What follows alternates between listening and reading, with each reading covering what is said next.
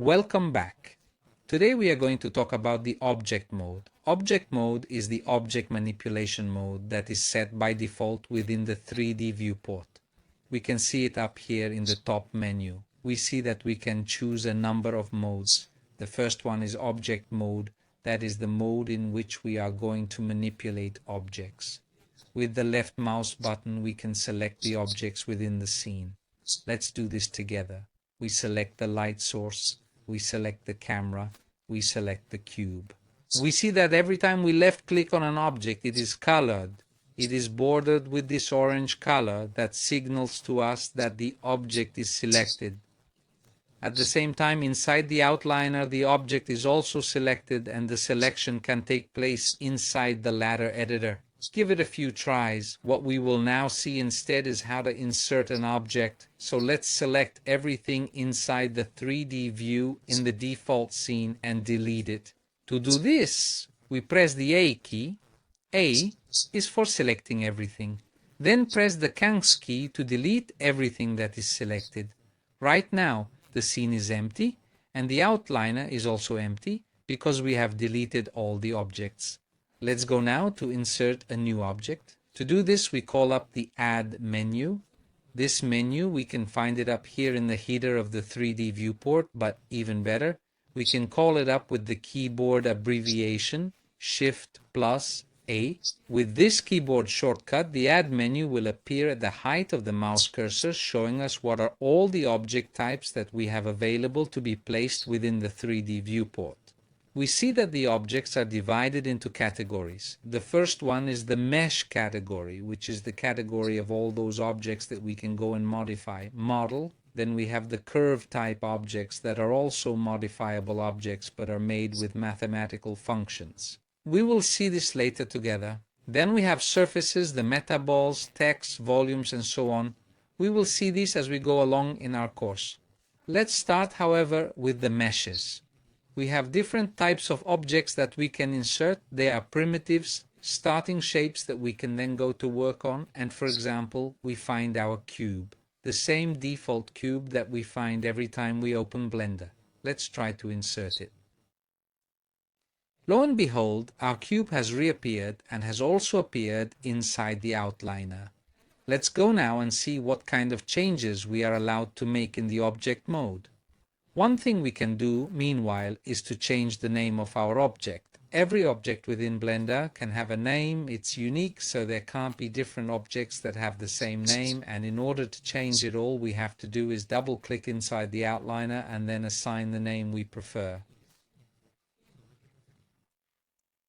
Here on the left we find a series of commands which are very easily reached through the use of the mouse that allow us to modify our cube and anyway, in general, the objects within the 3D viewport. Let's try the first one, Move. Let's click and see that these three arrows appear red, green and blue, which represent the three axes and allow us to manipulate the position of our object. We will call these three arrows the Move Manipulator. The use of this manipulator is very simple and intuitive. If we go to click on one of the three arrows and drag using the left mouse button, we will get a displacement. For example, let's try clicking on the green arrow, the y-axis, and then drag our cube. We see that we can move our cube exclusively along the y-axis. We leave the mouse to confirm this movement, then try to do the same thing on the x-axis and z-axis.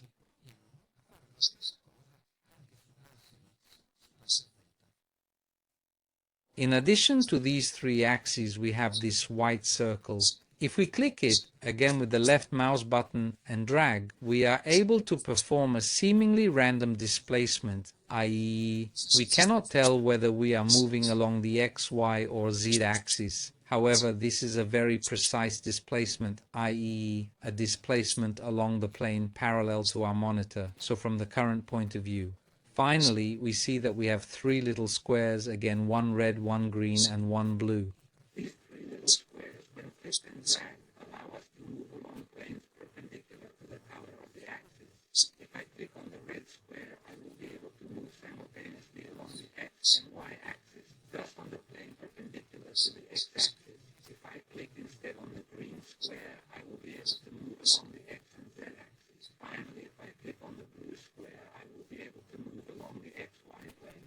Having invoked the move command by clicking on its button, a small box has also appeared in the lower left corner called Move, named precisely after the command we have invoked. We click on this little triangle to expand the options that are made available to us. We see that a whole series of parameters appear that allow us to go and determine very precisely the displacements that we have applied to our cube through the move command.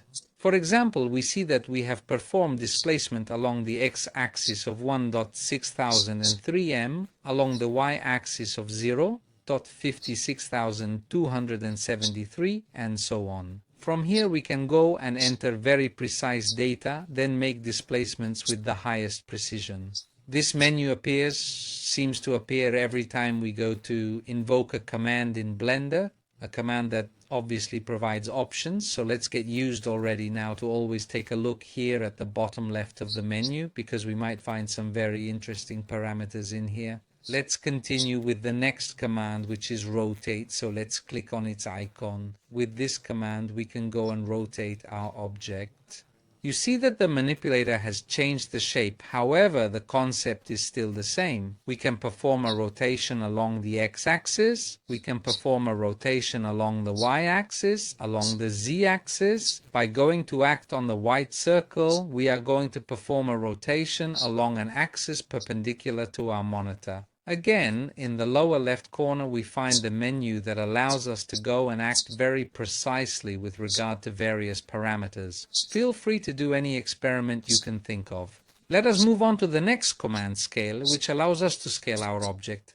Here again we always have a manipulator, in this case a scale manipulator, change form again, and still allows us in a very intuitive way to work on individual axes.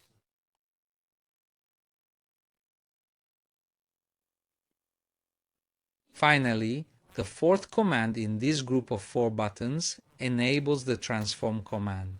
Transform is nothing more than the sum of all 3 of the previous buttons. So we have the move, scale, and rotate manipulator at the same time.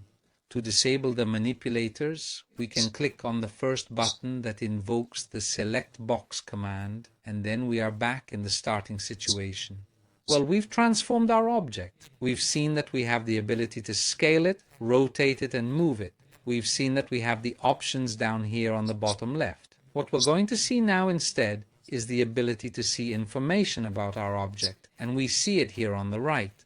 You see there's this little arrow. If we click with the left mouse button, this right side menu pops up. This menu, we can make it appear and disappear simply by pressing the N key.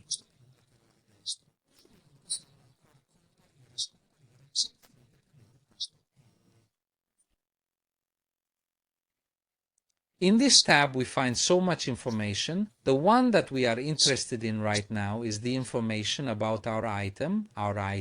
You see here on the right there are tabs. By clicking on them we can go and open the relevant sections. So we click on the first one, item, and in doing so valuable information about the selected object appears. The first piece of information is location, aka position. What is the location of our cube? We see the X, Y, and Z coordinates referring to what though? Referred to its origin. And the origin of the cube is this little orange dot. So if we now go and change these values by setting it, for example, all 3 to 0, we will get that the cube, or rather the origin of the cube, will be exactly on the origin of the axis. Let's do it together.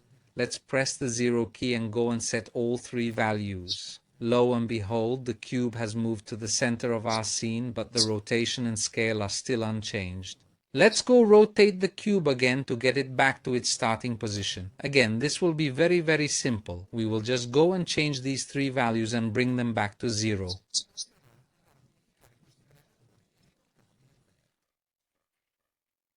We can quickly switch from one value to another using the tabulator key we find on the left next to the letter Q. Now, however, our cube is not yet a cube again, because actually its dimensions that we see here at the bottom, dimension, are no longer 2. 2 as by default when we enter a cube. In fact, on the x-axis it is 3, 6m long. On the y-axis it is 3, 7m long. On the z-axis it is 4, 89m long. What we can go and do is either set a very precise size, for example, we want it to be 3, 3, 3, or we can go and act on the scale. That is, we can go and tell Blender to bring our cube back to its original scale with a value of 1. By doing so, we will go back to having again exactly the starting cube, so parallel to the X, Y, and Z axes, in a position perfectly centered with respect to the 3D viewport and sized in 2 meters. We have seen that we can then rotate, scale, and move our cube using these commands on the left. We have seen that we can numerically modify these values, so we can also decide to physically move our object by going here on the right. Let's do a test. Let's say we want to scale the cube, for example, twice along the x-axis and twice along the y-axis, so that we get a more enlarged figure. And so scaling it twice became 4m, 4m, 2m, and then let's say along the z-axis we want it in position 5m. So here we have performed a definite displacement and scaling. We can also perform a rotation, for example, along the z-axis. We can enter a value and press enter, or, and we can do this on any box, we can click with the mouse and drag left and right. Give it a few tries, it is very interesting.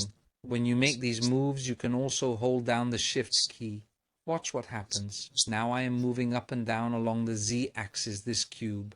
As I perform this displacement, I press the shift key. Lo and behold, the displacement becomes much slower, but also much more precise.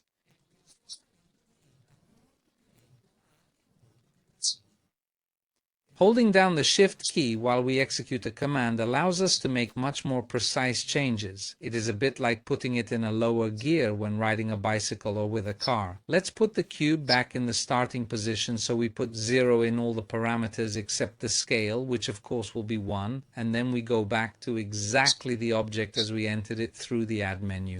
What we will see now are the 3 keyboard abbreviations that allow us to invoke the move, scale, and rotate command. Why use keyboard letters instead of these very convenient buttons we have on the left? Very simple, because using the keyboard is much faster. To perform a move, the letter to use is G from grab. Let's press it and see that we can move the cube any way we want. What kind of displacement is taking place right now? A displacement parallel to our monitor, just as if we had clicked on the displacement manipulator on that white circle. But what if we wanted instead to constrain along the x-axis, for example? Nothing simpler. We press the X key. There it is. Doing so lights up the red axis that corresponds precisely to the x-axis, and the cube is now constrained to move along this axis. As we perform this displacement, in addition, we have the possibility to enter very precisely the amount of this displacement. For example, we want to shift by 2.5. All we have to do is enter the value on the numeric keypad, 2.5, and then press enter. There we have performed a shift very quickly and with extreme precision. Let's try now to invoke the rotation command instead. This is done with the R key. Once you invoke the command, you see that starting with the mouse cursor, you get this dashed line that allows us to evaluate what kind of displacement we are doing. It is a rotation again along an axis perpendicular to the monitor. What we can do is use the letter X, Y, or Z to constrain us to rotation along one of these axes. We press ESC to cancel the displacement. Finally, we have scaling. With the S key, we can scale our cube in all directions, or use X, Y, and Z to constrain one or more axes. One thing that is very interesting is that just as we saw those colored squares, also in this case, we can constrain the displacement along 2 axes at the same time. For example, we want to scale the cube along both the X and Y axes at the same time. Instead of the Z key, we are going to use the keyboard shortcut Shift Pass Z. With Shift Pass Z, we will go to activate scaling along the X and Y axis simultaneously. With Shift plus X, this will happen for the Y and Z axes. With Shift plus Y for the X and Z axes. Do some experimentation. Finally, I'll point out that while we're running this command, and this happens in general in a lot of commands in Blender, A whole series of options appear here at the bottom that allow us to act in much more detail and much more pointedly on our commands. Let's look at it together. We see that the first icon shows us the left mouse button with which we can confirm the command we're applying. With the right mouse button we can cancel, then exit the command. With the X key we're going to bind along the X axis. With the Y and Z keys we're going to bind on the Y and Z axis respectively. Then we have Shift plus X, Shift plus Y and Shift plus Z. We saw them just now together to simultaneously constrain this scale along two axes. Then we have the C key to remove any kind of constraint. So for example, I'm scaling along the X-axis, but I realized that I didn't actually want to scale along the X-axis. With the C key, I'm going to delete this constraint. Next are the keys for using snap, which we will see later. However, do as many trials as you can think of. Do not be afraid. Experiment, experiment, experiment, always and freely. Do not be afraid. This is the very time to experiment. Well, before we close this lesson, I propose a very important exercise, which is to make something completely independently using the add mesh command. Let us recall it together. Shift plus A. In the mesh submenu, we find a whole series of primitives. The exercise I propose is to create something by inserting more primitives and moving them, scaling them, also not necessarily extremely precisely, however, try to make something that is completely your own. I will give you a very quick example, but of course you can make whatever you want.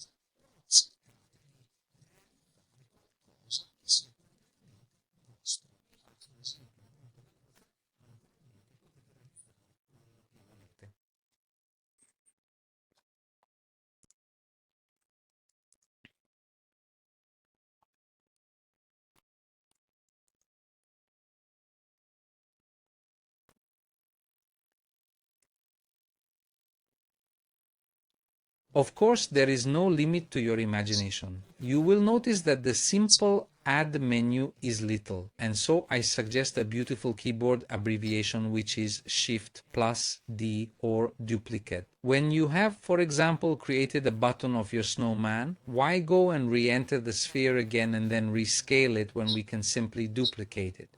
To do this, we select any object, and with Shift plus D we immediately have a copy. Well, I thank you for following along. Take care, do this exercise, create something of your own. It could be a castle, a landscape, a tree, a snowman, anything you can think of. Don't worry about it being beautiful, about it being done impeccably. This is really an exercise that serves to reinforce method of navigation within the 3D viewport, and especially serves to reinforce to become familiar with object mode. I remind you, if you haven't done it yet, to subscribe to the channel, and I'll see you soon.